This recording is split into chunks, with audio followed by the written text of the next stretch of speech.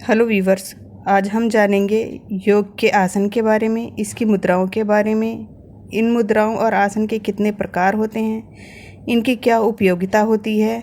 आइए हम इनके बारे में और अधिक जानकारी प्राप्त करें। तो अगर आपको मेरा वीडियो अच्छा लगता है तो आप प्लीज़ मेरे वीडियो को शेयर, सब्सक्राइब और लाइक करें।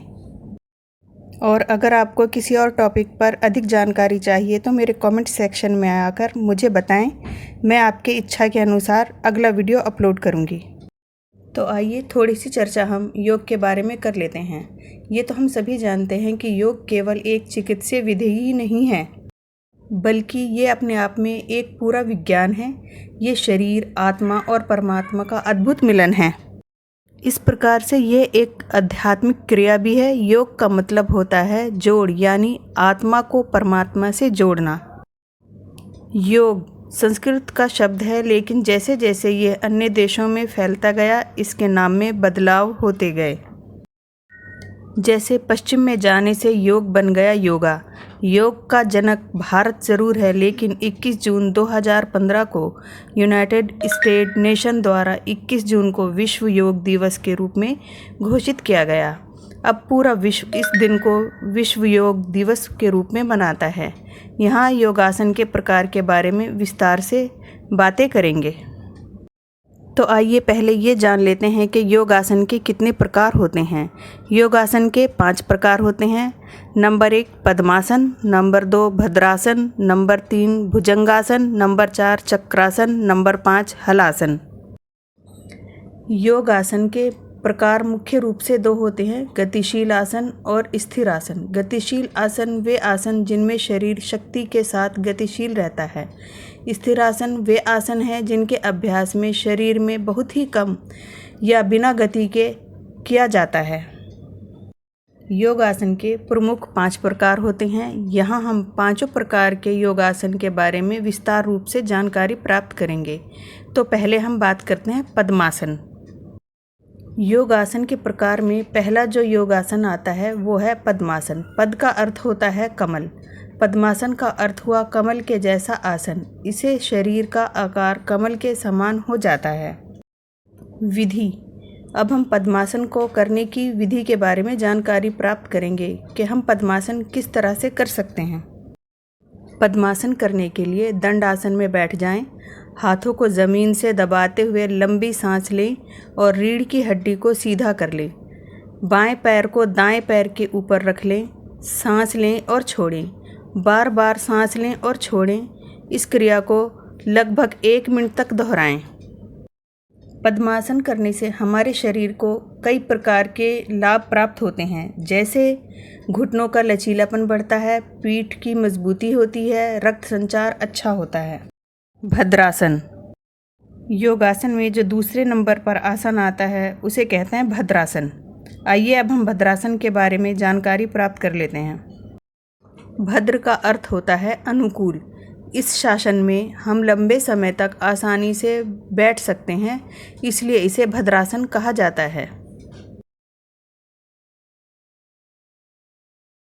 विधि। आइए अब हम भद्रासन करने की विधि के बारे में जानकारी प्राप्त करते हैं। व्रजासन में बैठ जाएं और पैरों को जितना हो सके दूर ले जाएं। पैरों की उंगलियों को ज़मीन से सटा कर रखें। अब पंजों को इतना दूर कर लें कि नितंब और मूलाधार उनके बीच धरती पर टिका रहे। हाथों को घुटनों पर रख लें। अब दोनों आँखों से नाक के बीच में देखें। इसी प्रक्रिया को आप बार बार दोहराएं। भद्रासन करने के लाभ। भद्रासन करने के कई प्रकार के लाभ हैं, जो इस प्रकार हैं। भद्रासन करने से एकाग्रता बढ़ती है, दिमाग तेज होता है, पाचन शक्ति अच्छी होती है, पाँव के स्नायु मजबूत होते हैं, प्रजनन शक्ति भी बढ़ती है। भुजंगासन। आइए अब हम भुजंगासन के बारे में कुछ बातें कर लेते हैं। भुजंग का अर्थ होता है सांप। इस आसन में शरीर सांप के आकार का हो जाता है, इसलिए इसे भुजंगासन कहते हैं। विधि। तो आइए अब हम भुजंग आसन करने के बारे में थोड़ी जानकारी प्राप्त कर लेते हैं कि इसको कैसे कर सकते हैं। भुजंगासन करने के लिए ज़मीन पर पेट के बल लेट जाएं। पैर बिल्कुल सीधे रखें और पैर एवं एड़ियाँ एक साथ रखें। दोनों हाथों को कंधों के स्तर पर नीचे रखें। कोहनियों को शरीर के पास समांतर मुद्रा में रखें।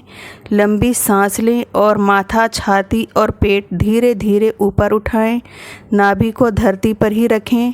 अब दोनों हाथों का सहारा लेते हुए शरीर को ऊपर ले जाएं और कमर को पीछे की ओर खींचें। इस क्रिया को 2 बार करें।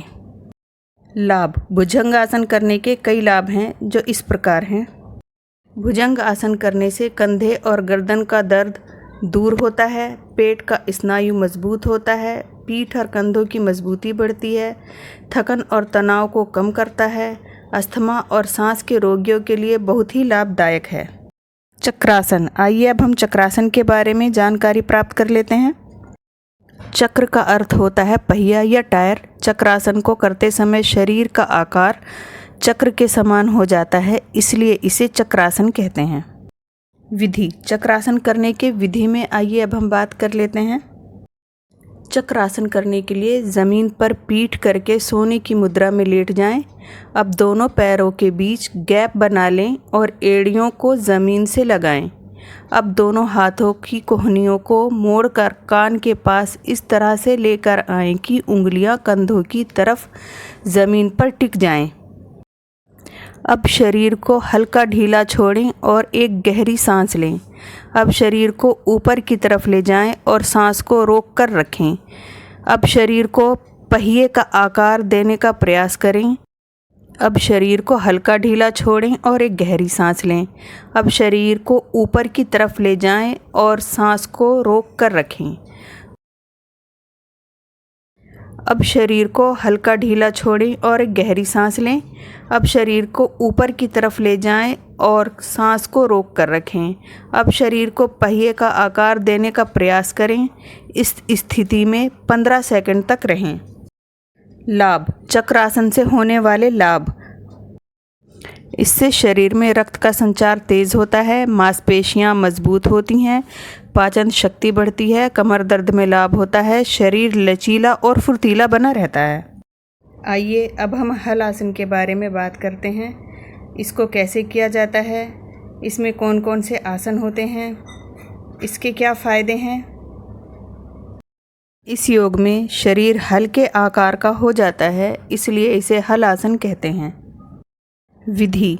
हल आसन करने की विधि में जानकारी प्राप्त कर लेते हैं। हल आसन करने के लिए पीठ के बल सीधा लेट जाएं और बाजुओं को पीठ के बगल में टिकाकर रखें। सांस लेते हुए दोनों टांगों को ऊपर की तरफ ले जाएं।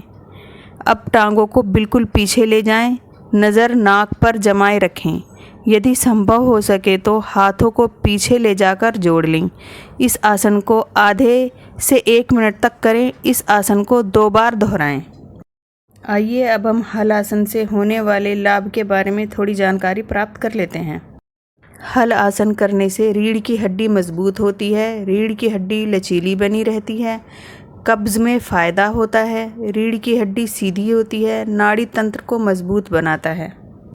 उम्मीद है आपको मेरा वीडियो पसंद आया होगा। इसी तरीके के और जानकारी प्राप्त करने के लिए आप मेरे चैनल के साथ जुड़े रहें।